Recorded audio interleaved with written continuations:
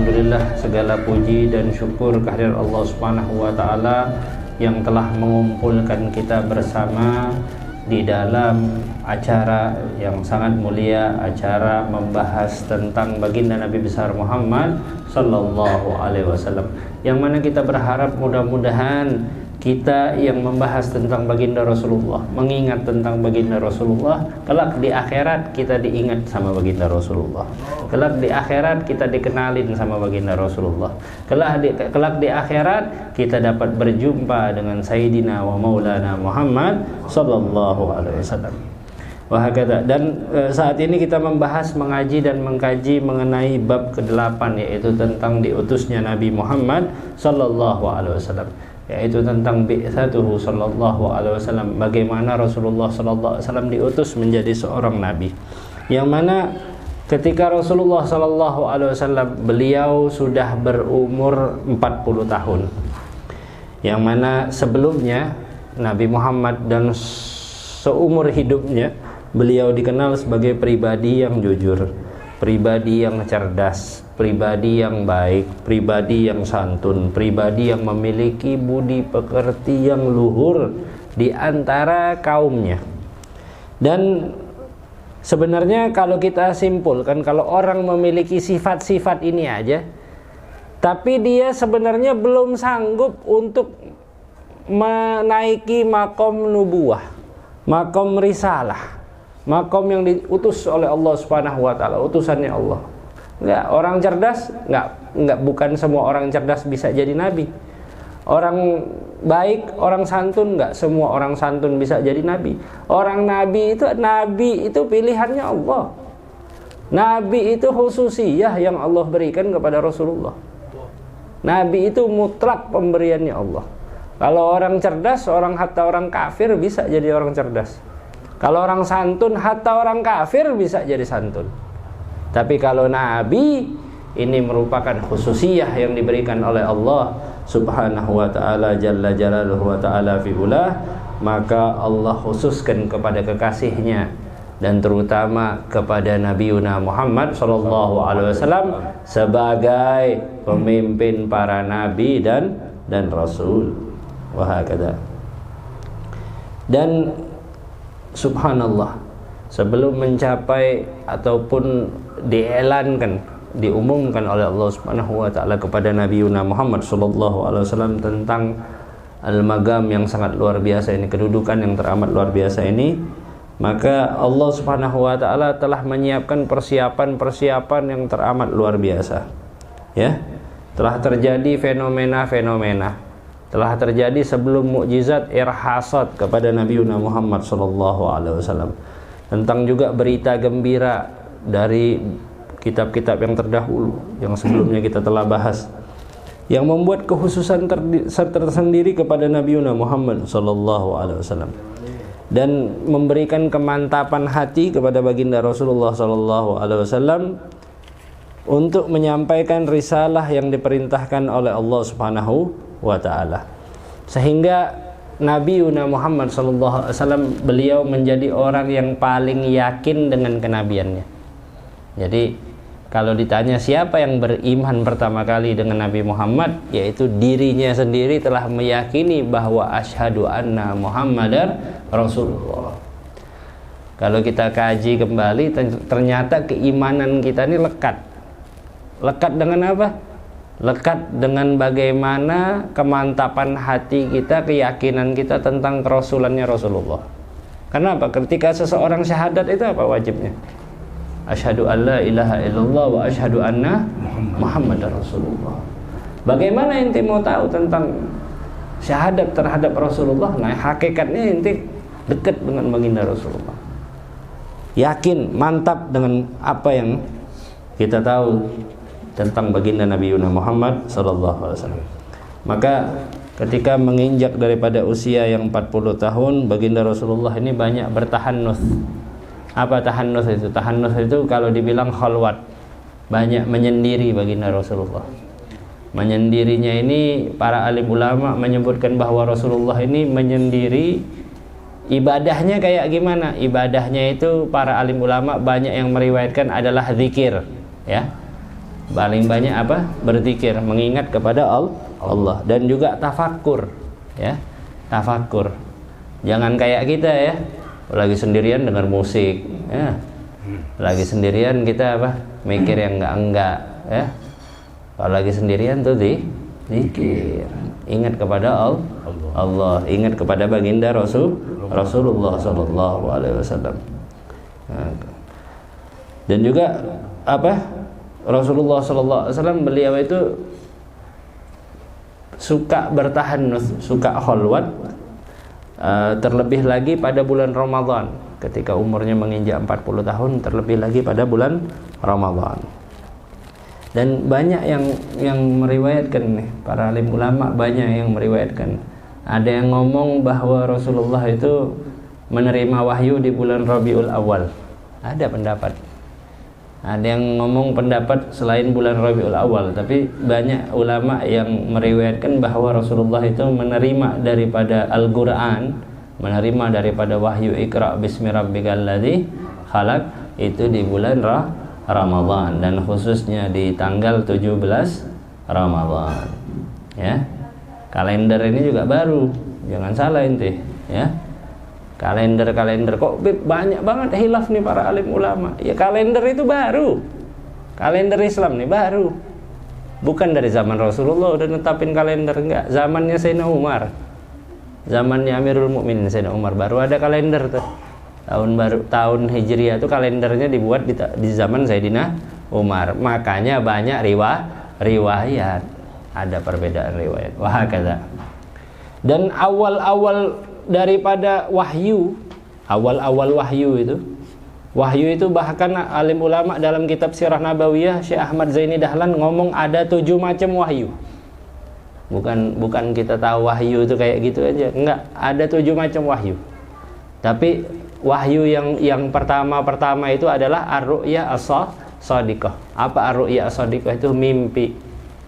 Mimpi yang benar, ya.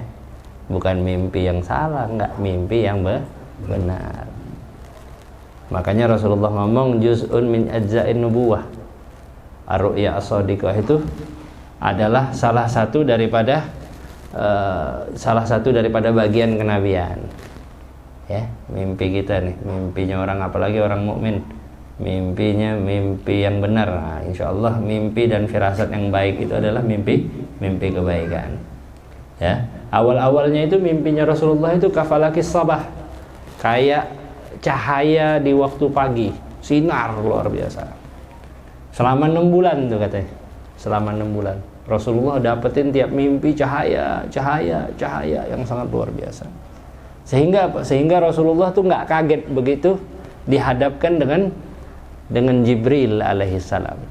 Ketika Rasulullah SAW beliau khalwat ke salah satu gua yang kita tahu namanya Gua Hira. Nah, di Gua Hira itu ternyata bukan baginda Rasulullah aja yang demen khalwat ke Gua Hira. Pak kakeknya beliau Abdul Muthalib juga seneng naik ke gunung tuh Gua Hira. Gua Hira tuh kalau sekarang ini naik, mungkin kalau kita naik ke Gua Hira itu 2 jam lebih kali, hampir 3 jam. Mudah-mudahan Allah takdirkan, Allahumma yassir lana ziarah Makkah wal Madinah. Mudah-mudahan Allah gampangkan kita untuk berziarah kedua kota suci, ke Mekkah dan Madinah. Nah itu kalau kita ke Mekkah, jangan lupa untuk mampir juga ke Gua Hira. Gua Hira tuh naiknya Masya Allah ada kali 2 jam lebih aja, 2 jam lebih, Masya Allah naik ke Gua Hira itu. Banyak orang yang ngambil barokah di situ, banyak yang ada yang sholli di sana, ada yang baca Al-Quran, karena di situ tempat pertama kali turunnya Al-Quran. Wah kata. Nah, jadi bukannya Rasulullah ini ibaratnya tiba-tiba ke Gua Hira atas atas egonya sendiri, enggak. Ternyata para kakek-kakeknya ini diantaranya Abdul Muthalib itu sering khalwat, sering untuk beribadah di Gua Hira. Bahkan keturunannya Rasulullah diantaranya para alim ulama Sadah Bani Alawi juga suka khalwat. Yang kita terakhir nih ada hadir haul beliau, yaitu Al-Habib Abu Bakar bin Muhammad As-Segaf, Habib Abu Bakar Gresik, itu sampai 15 tahun kabarnya. 15 tahun beliau khalwat beliau menyendiri beribadah kepada Allah Jalla Jalaluhu wa ta'ala fi'ulah, ibadah kepada Allah. Nah ini para wali-walinya Allah suka nih menapaki jalan khalwat ini, suka berzikir kepada Allah Subhanahu wa ta'ala. Wah kata. Dan juga diantaranya para alim ulama lagi senior daripada Habib Abu Bakar, Syekh Abu Bakar bin Salim, Habib Abdurrahman As-Sagaf, Al-Faqih Al-Muqaddam Muhammad bin Ali Ba'alawi, dan selainnya mencintai daripada khalwat, bukan semata-mata senang menyendiri, enggak, tapi mengikuti daripada napak tilas baginda Nabi besar Muhammad sallallahu alaihi wasallam. Bil khalwah tasful basirah disebutnya. Dengan khalwat, dengan menyendiri itu pikiran menjadi, mata hati ini menjadi terang. Mata hati ini menjadi terang. Wahakadha. Ini hal yang sangat luar biasa yang mana baginda Nabi besar Muhammad sallallahu alaihi wasallam. Dan ketika beliau bertahan ataupun khalwat di umur 40 tahun pada malam 17 Ramadan, yang mana datang malaikat Jibril alaihissalam. Bahkan kalau boleh kami ceritakan bahwa Rasulullah itu selalu didampingin sama malaikat Israfil sebenarnya. Sebelum Jibril, Rasulullah itu sering didampingin sama malaikat Israfil. Malaikat Israfil ini yang sering bisikin Rasulullah, ngasih tahu tentang. Jadi Rasulullah ini dikawal oleh para malaikat sebenarnya.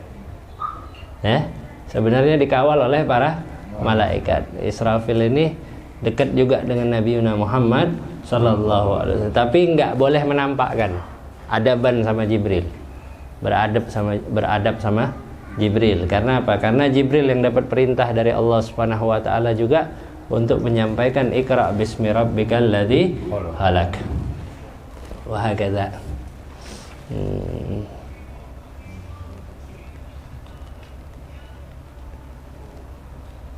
Dan ketika di malam 17 min Ramadan, Rasulullah SAW kedatangan Jibril, yang mana Jibril menyampaikan wahyu yang pertama di Gua Hira, yaitu Iqra bismi rabbikal ladzi khalaq, khalaqal insana min Iqra wa rabbukal alladzi 'allama bil qalam. Wa hakadha. Dan subhanallah, inilah baginda Nabi besar Muhammad sallallahu alaihi wasallam, sejatinya beliau memiliki seorang istri yang sangat luar biasa, yaitu Hababah Khadijah radhiyallahu taala anha wa ardhaha. Rasulullah tiap khalwat itu Hababah Khadijah selalu menyiapkan ka'ab, selalu menyiapkan minyak, selalu ibaratnya membekali baginda Rasulullah. Bekalnya itu yang nyiapin Hababah Khadijah. Ya. Dan yang menenangkan Rasulullah Hababah Khadijah radhiyallahu taala anha wa ardhaha. Padahal Rasulullah udah siap, udah yakin dengan kenabiannya, tapi apa? Tapi Hababah Khadijah yang menenangkan Nabi kita Nabi Muhammad sallallahu alaihi wasallam. Dan ya di antara amaliyah daripada kaum Quraisy, kalau mereka naik ke Gua Hira itu biasanya sebelum naik ke Gua Hira it'amul masakin, memberikan makanan terhadap orang-orang miskin. Jadi siapapun yang di jalanan ke arah Gua Hira itu mau diberikan makan, dibagikan makanan. Ya. Kemudian apa? Waraqah bin Naufal juga. Waraqah bin Naufal juga dia suka khalwat ke arah Gua Hira, juga di antara ibadahnya itu sedekah, ngasih makan. Wa hakadha. Dan subhanallah,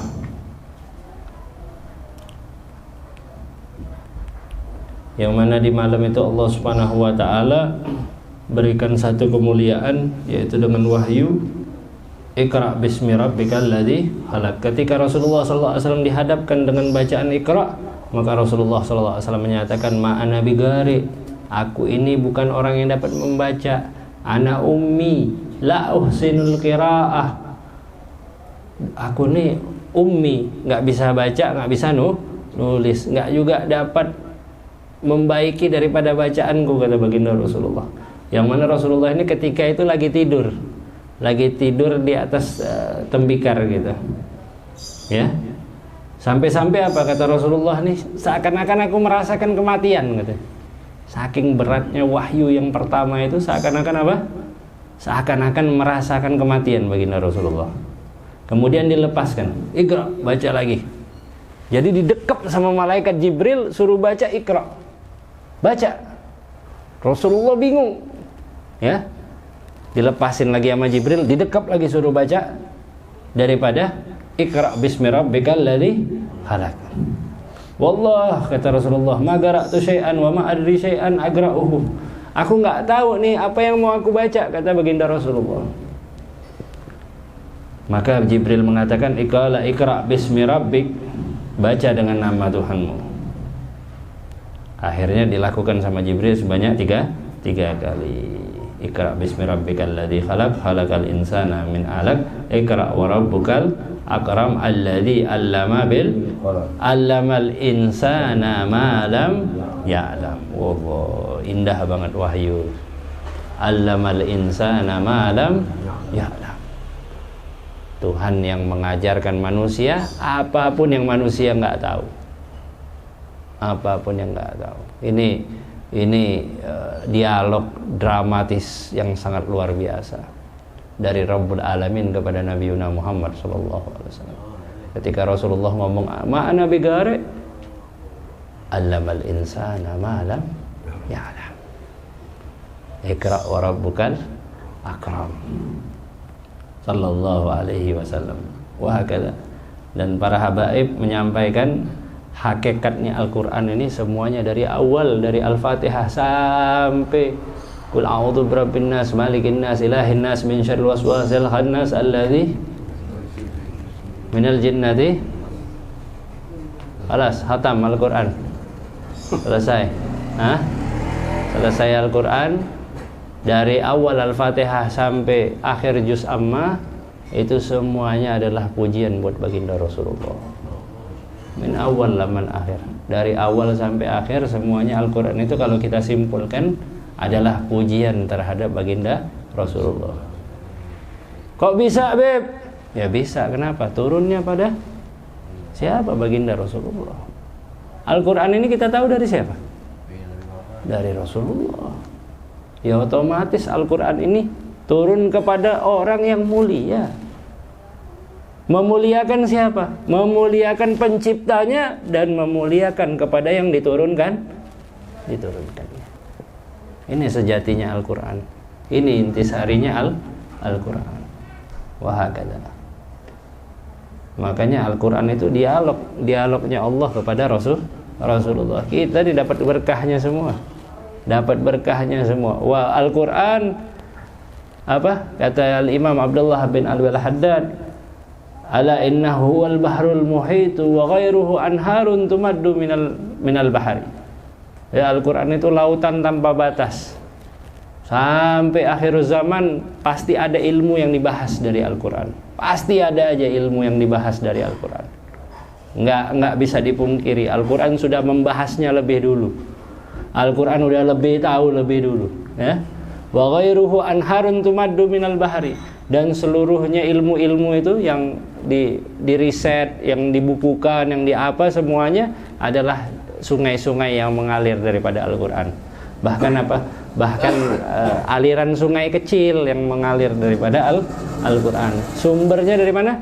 Ilmunya Rasulullah yang didapatkan langsung dari malaikat Jibril yang bersumber dari Allah, yaitu wahyu Al-Quran. Bahkan apa? Kita tahu dalam surat Yasin ketika Allah Subhanahu wa taala mengungkapkan apa? Wal qamara qaddarnahu manazila hatta ada kal urjunil gadim. Jadi Al-Quran menyifatkan bahwa peredaran bagaimana bulan beredar di atas bumi. Bagaimana bulan beredar di atas bumi seperti pelepah kurma. Oh, gini tuh. Set ngelingkar begini. Itu sama ulama, sama ilmuwan diriset. Wah, ini bulan kalau bulan kesekian naik ke sini, ini ke sini, nanti ke sini, nanti ke sini. Rasulullah nggak perlu teleskop. Sudah ada wahyu yang ngabarin. wal qamara qaddarnahu manazila hatta ada kal urjunil kadim. Sudah ada ilmunya, wahyu dari Allah jalla jalaluhu wa ta'ala fi'ulah. Wah kata orang sekarang butuh teleskop pembuktian, bener gak? Wah kata bahkan apa? Ada kabar kita dulu pernah dengar nih, hal yang viral, Neil Armstrong masuk Islam, orang yang pertama kali menginjakkan kakinya ke bulan. Kenapa kok bisa masuk Islam? Katanya dengar azan ke sana. Kalau dengar azan terus terang saya nggak percaya. Kalau dengar azan nih Neil Armstrong terus terang anak nggak percaya. Dia bukan wali kok. Kok bisa dengar azan di bulan? Tapi Neil Armstrong sudah mempelajari bulan melalui Al-Quran, anak yakin. Kenapa? Karena disebutkan di dalam Al-Quran apa? Insyaqqal qamar. Bulan telah terbelah. Telah terbelah. Bulan telah terbelah. Apa ayatnya, San? Iqtarabatis sa'atu wa insyaqqal qamar, ya. Telah dekat hari kiamat, iqtarabatis sa'atu wa insyaqqal qamar. Telah dekat hari kiamat dan bulan telah terbelah. Bulan telah terbelah dalam Al-Quran. Kenapa? Bulan itu terbelah gara-gara apa? Rasulullah yang membelah. Rasulullah membelah bulan. Nih, Rasulullah pernah ditantang sama orang musyrik, orang kafir untuk membelah bulan. Akhirnya Rasulullah belah tuh bulan. Ini satu ke sini, satu lagi. Waktu itu kalau antum sempat insya Allah sampai ke tanah suci, sampai ke belakang daripada Masjidil Haram, itu namanya ada Jabal Abi Gubais. Nah, Rasulullah itu membelah bulan, salah satunya Rasulullah arahkan di gunung itu, di Jabal Abi Gubais tadi. Kebelah itu bulan. Orang-orang yang lagi safar nih ngelihat bulan juga terbelah. Orang-orang kafir ini akhirnya mereka pas ngelihat bulan terbelah kaget. Rasulullah nampakkan mukjizatnya tuh. Kaget mereka. Tapi subhanallah apa? Allah hijab daripada keimanan. Enggak mau beriman, ngomong, "Hadza sihrun mustamar." Ini katanya sihir yang terus-menerus nih. Dengar juga ada orang datang dari luar Mekah katanya, "Ente ngelihat enggak semalam katanya bulan kebelah?" Padahal ini mukjizatnya baginda Rasulullah. Nah, ini Neil Armstrong masuk Islam gara-gara apa? Gara-gara dia yakin dengan mukjizatnya Rasulullah. Dia lihat nih bulan udah kebelah. Dalam riset dia melalui kitab suci Al-Quran, insyaqqal qamar, bulan ini udah terbelah. Wah kata, nah ini kehebatan daripada Nabi Muhammad sallallahu alaihi wasallam.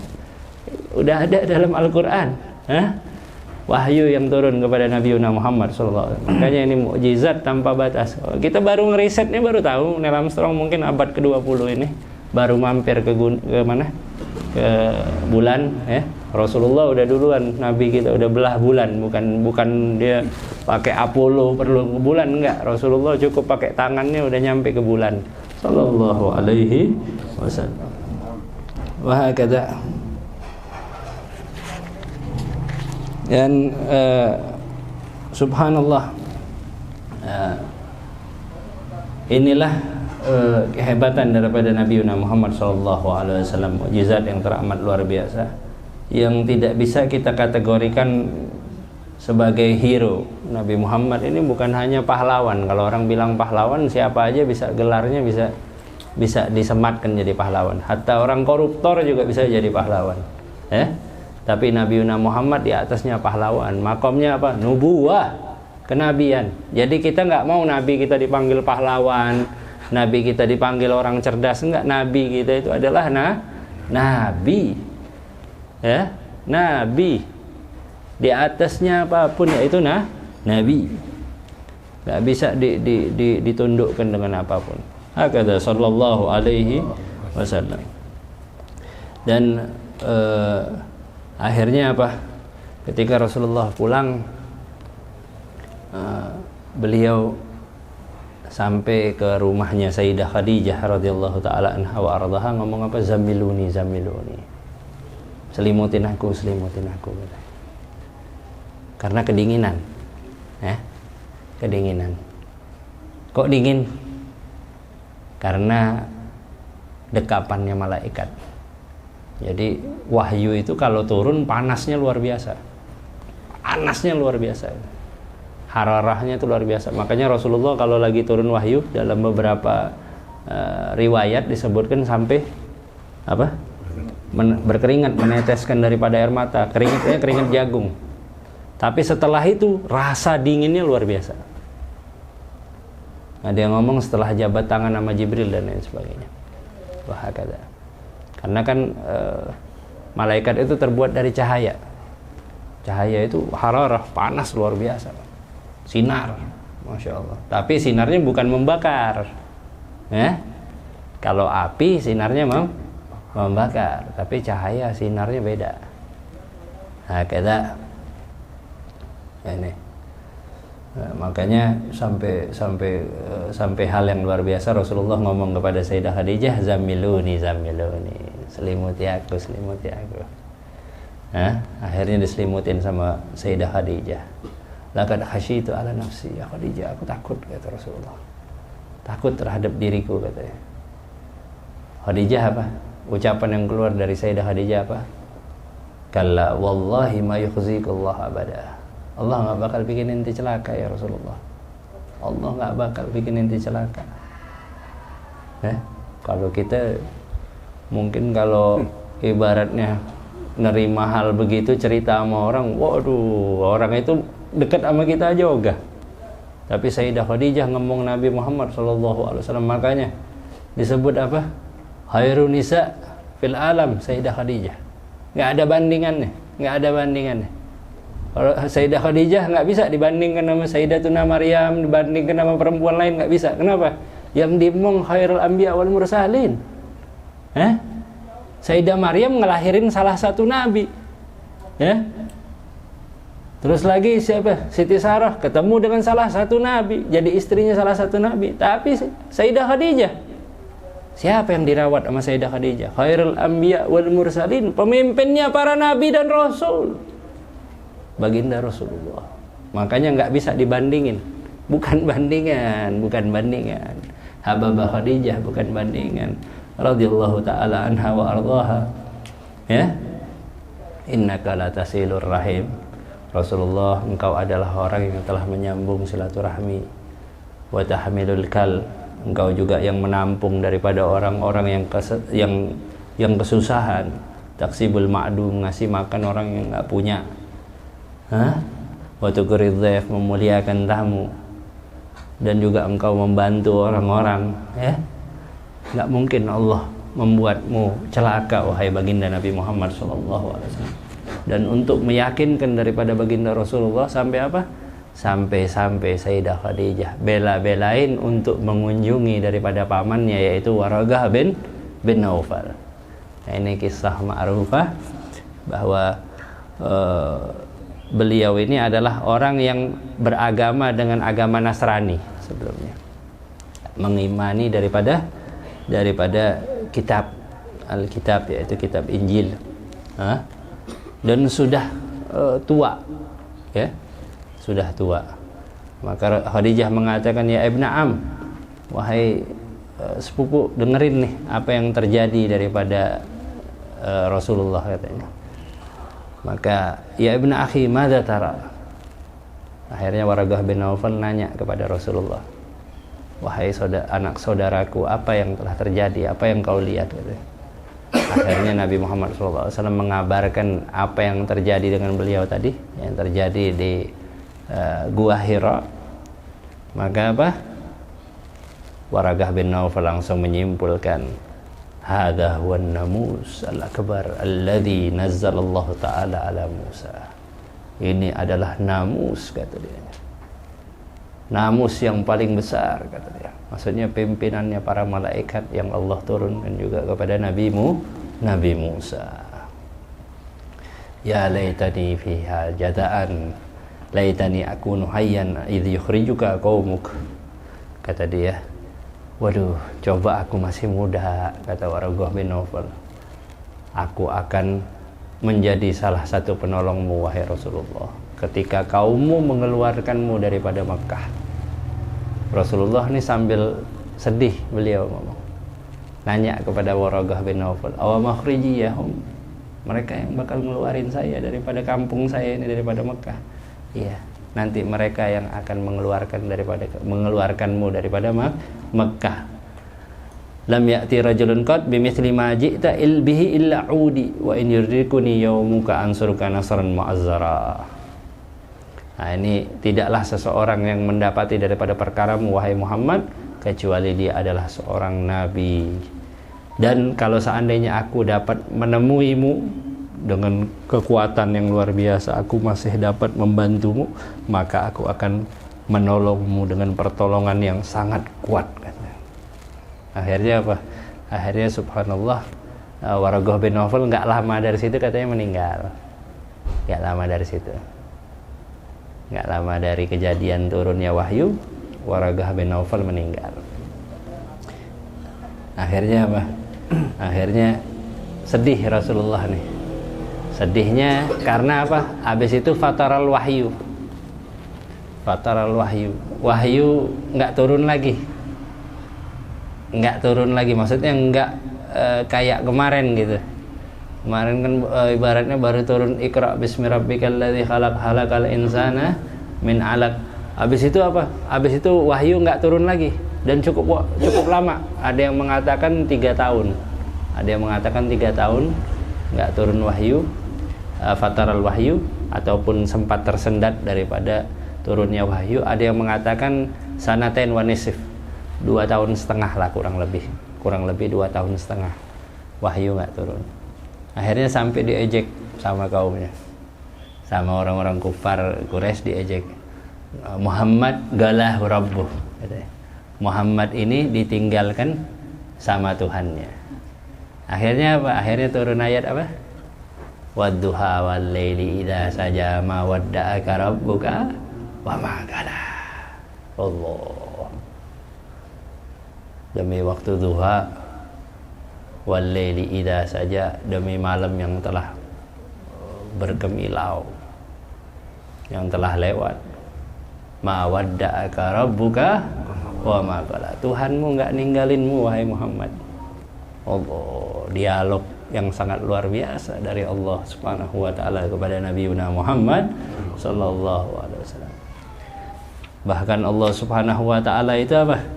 Bahkan Allah Subhanahu wa taala wahyu-wahyu yang berikutnya yang turun adalah apa? Adalah sifat-sifat baginda Rasulullah yang dekat. Yang dekat. Allah manggil apa? Ya ayyuhal mudaththir qum fa'anzir wa rabbaka fakabbir wa thiyabaka fatahhir warujza fahjur. Masya Allah. Allah panggil dengan panggilan ya ayyuhal mudaththir, wahai orang yang berselimut. Rasulullah habis turun ayat Iqra bismi rabbikal ladzi khalaq pakai selimut. Jadi kalau dalam bahasa sastra bahasa Arab, kedekatan itu dipanggil dengan apa yang lagi dia lakukan. Sayyidina Ali pernah dipanggil Abu Turab. Panggilannya ya Abu Turab, wahai orang yang tidur di atas tanah. Sayyidina Ali pernah tidur di atas tanah, salah satu sahabat manggil ya Abu Turab. Saking dekatnya maksudnya. Nah, ini Allah Subhanahu wa taala manggil Rasulullah dengan apa? Dengan sifatnya ya ayyuhal mudaththir. Allahumma salli wa sallim alaihi. Akhirnya begitu lambat turun wahyu, wah ini kaum kufar ngomong, wah Muhammad ditinggalin sama Tuhannya. Turun wadduha wal laili idza saja ma wadda'aka rabbuka wa ma qala. Wah kada. Dan turunnya Al-Quran ini 23 tahun, dari 40 tahun sampai umur Rasulullah 63 tahun, antara Makkah dan Madinah. Manazil unzil Al-Quran, tempat-tempat diturunkannya daripada Al-Quran. Dan ayat terakhir turun di padang Arafah. Ayat terakhir turun di padang Arafah. Jadi Quran pertama kali turun di Mekah dan juga berakhirnya di Mekah.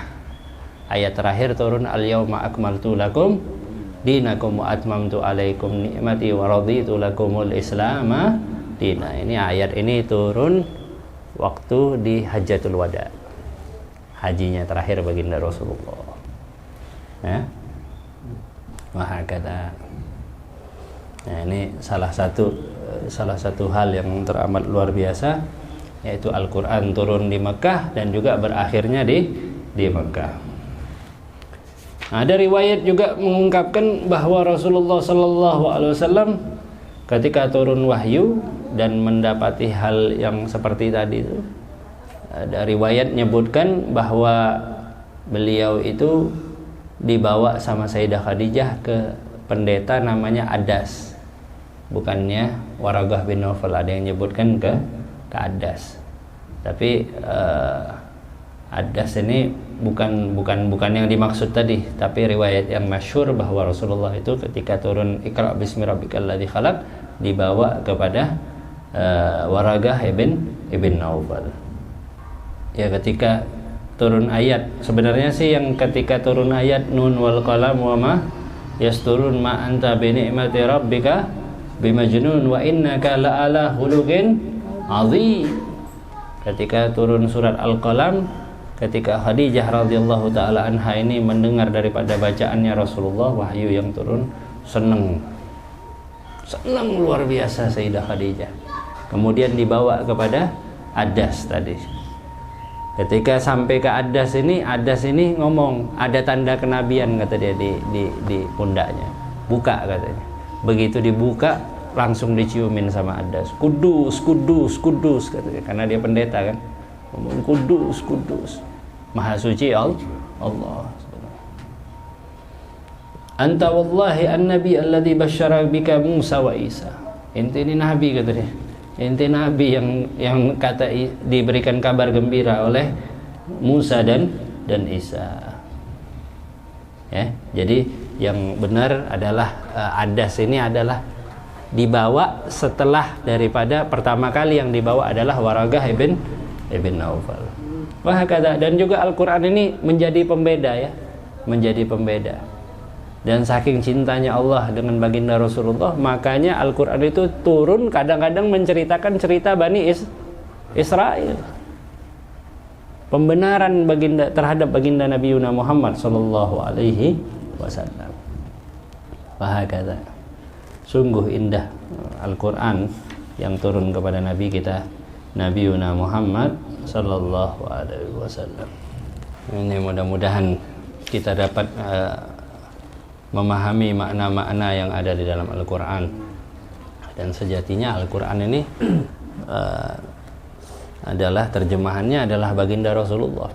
Sebagaimana Sayyidah Khadijah mengungkapkan, Sayyidah Aisyah, istri daripada baginda Rasulullah, mengungkapkan apa?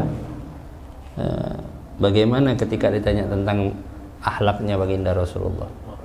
Apa sih akhlaknya baginda Rasulullah? Maka Sayyidah Aisyah menjawab apa? Kana hulukuhul Quran. Akhlaknya baginda Rasulullah adalah Al-Quran. Ya jelas, karena apa? Karena Al-Quran itu ya keluar daripada dirinya baginda Rasulullah, keluar daripada ungkapan-ungkapan Nabi Muhammad Sallallahu Alaihi Wasallam. Mudah-mudahan Allahumma arhamna bil Quran. Allah rahmati kita dengan Al-Quran, waj'alhu lana imama wa nura wa huda wa rahmah. Dan Allah jadikan Al-Quran petunjuk bagi kita, cahaya bagi kita, kenikmatan tiada batas bagi kita. Dan mudah-mudahan Allah Subhanahu wa taala berkahi kita dengan Al-Quran, dijadikan hujjatun lana la hujja alaina, dijadikan penolong bagi kita semuanya, bukan pelaknat bagi kita. Amin ya rabbal alamin. Amin ya rabbal alamin. Amin ya rabbal alamin. Ya Rasulullah